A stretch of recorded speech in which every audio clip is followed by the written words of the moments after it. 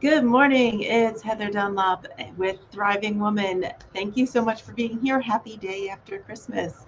So, what I want to share with you today, and what I'm going to be sharing all week, is about our identity. And today, what I want to start off with is talking about where our identity comes from. So there's a few things that happen when we are in the first early years of our life, like from age 1 to 8 or 0 to 8, I should say. That's when we're very malleable. And what I mean by that is we just absorb and absorb and absorb. We absorb everything that's going on around us. We absorb what's being said around us. And if we hear it enough and we hear it repeatedly again and again and again, it starts to become an automated pathway in our brain. So when we're the first 8 years of our life, we're just really taking on everybody's identity around us. And those we're closest to is who we tend to identify most with, right? Because we spend the most time with them. We care for them the most. So we tend to want to be like them when we're very young.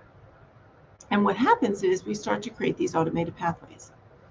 Now those automated pathways continue to develop.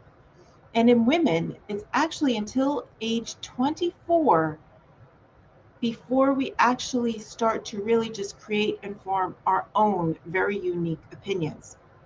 So imagine that the first 24 years of our life, we're taking on what's happening around us. We're creating automated pathways without even knowing it of everything that we hear around us, everything we hear in school, everything we hear at home, what we hear from our friends, what we hear on the news, on the radio. Everything is creating automated pathways. And it's not until age 24 that we really begin to question those and start to say, hey, this isn't working for me. I need to do something different here. So let's talk about how those automated pathways get created. What happens to create our identity is it comes from our beliefs. And our beliefs are created by hearing something and doing it over and over and over when we have a situation. So, what happens is there's a situation, and we have a thought and we have an emotion, and then we take an action. And when that situation comes up enough, and we have that thought, emotion, take action, it becomes automated in our brain after we do it over and over and over. So, you've heard habits, it takes 21 days to form a new habit. Actually, it takes longer than that.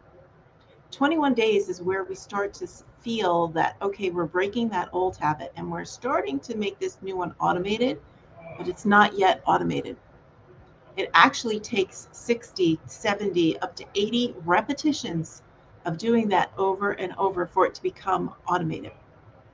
So if you think about it, that's why if you go to the gym or you start a new diet, which a lot of people are going to be starting new diets, we're coming up on the new year, and people say to you, oh, it's only going to take 21 days to create a new eating habit.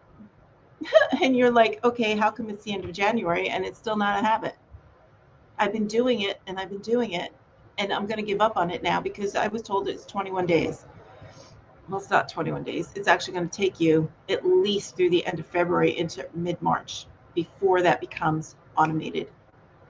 So that's what happens with our beliefs and our identity. You have a situation, you get a thought, your emotion, and then an action, right? So let's talk about different situations which will cause us to have our identity. One I talk about frequently here because I help women who've experienced sexual assault or domestic violence. So, what I talk about is how did I first form that identity? I'm a survivor. And then how did I break it? And that's what we'll talk about this week. So, how did that identity get formed? When I was seeking help, I went to therapists, I went to group, I read books, I did all kinds of things. And people kept saying to me, you're a survivor. You are a survivor. You are a survivor. You are a survivor. So it started to get in my head that because this is what I experienced sexual assault, molestation from age 8 to 12, and that was stuck in me. It took me a long time before I actually wanted to deal with it. And it was actually, I was in my early 20s. I was like 23, 24. Imagine that. So I was questioning things and I said, I'm done with this. It's time for me to move on. And that's when I started seeking help. And that's when I went to therapists. And that's when I went to group therapy. And that's when I started reading all the books. And everything was saying to me, you're a survivor. Everything I said came up across said, you are a survivor. So that started to get implanted in my brain because each time I went to a therapist, it was a situation. I had thought and an emotion and an action, and I accepted I'm a survivor. I went to group, and what do they repeat over and over? I'm a survivor, I'm a survivor, I'm a survivor. You chant that in some of those groups. I am a survivor, I am a survivor, to identify with the people around you, right? Our identity. And they didn't sit well with me. So even though it didn't sit well, it still got in my head, I'm a survivor. And I was rejecting it, consciously rejecting it, but yet it still got in there. So how's that happen? It happens because we're exposed to it over and over and over and over. I heard that well more than 60 times, 70 times, 80 times, 90 times. I heard it over and over and over. I would pick up a book to read about the topic, to how to heal, and it would say, you're a survivor. Identify as a survivor. So my brain, my subconscious, the subconscious that runs 90% of what we do, created that automatic pathway that said, you're a survivor. And I didn't want that consciously. So I had to learn how to change my identity. Because if you're anything like me, survival's not enough. And today I'm able to identify as a thriving woman. Survivor doesn't stick to me. That's a label that was placed upon me. It was a label that was placed upon me that my subconscious mind absorbed and created an automated pathway for, because I heard it so many times. And I didn't know how to reject that at the time, to keep it out, to prevent that from becoming an automated pathway. So that's what we're talking about this week. This is Identity Week. So where do our identity come from? It comes from being exposed to a situation. For me, that was going to group, that was reading those books. It was going to a therapist one-on-one and being around people who were saying to me, you're a survivor. So then I had a thought that said, well, I must be a survivor because I survived all of this and I'm still here, right? Then I had an emotion. Well, what was that emotion? That triggered emotions in me. That triggered negative emotions. That triggered that memory of what happened, of the experiences that I had from age 8 to 12. It triggered all of that. And because those are so fired emotional, such hot emotions, that the subconscious said, I need to pay attention here because your emotions are firing. So this is important. And then I would take an action and I would read a book.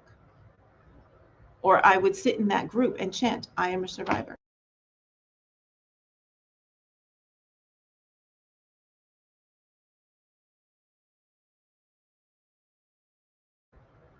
So here's the thing. We get to change our identity. We don't have to stay as one identity. If you don't want to identify as a survivor, you don't have to. You have permission to change how you identify yourself. I no longer say I'm a survivor. I am a thriving woman. Oh my God, it feels so freaking awesome. It feels amazing. So here's what I ask of you. If you resonate with this and you want to change how you identify to yourself first and then to everybody else around you, schedule a 15-minute call on my calendar. The link is going to be in the first comment below. And let's take this a level deeper. And let's work on your identity and how you choose to identify yourself. Not how anybody else wants you to identify, not what's been placed upon you, not what you've absorbed all those years, and not what I want you to identify as. I want to know how you want to identify yourself, and I want to help you get there. So book a call on my calendar and let's talk about this. Let's take this a level deeper. And then tune in all this week because I'm going to continue to talk about identity all week and how we can take steps to adjust how we identify ourselves. This is Heather Dunlop. Always remember, you have strength within you.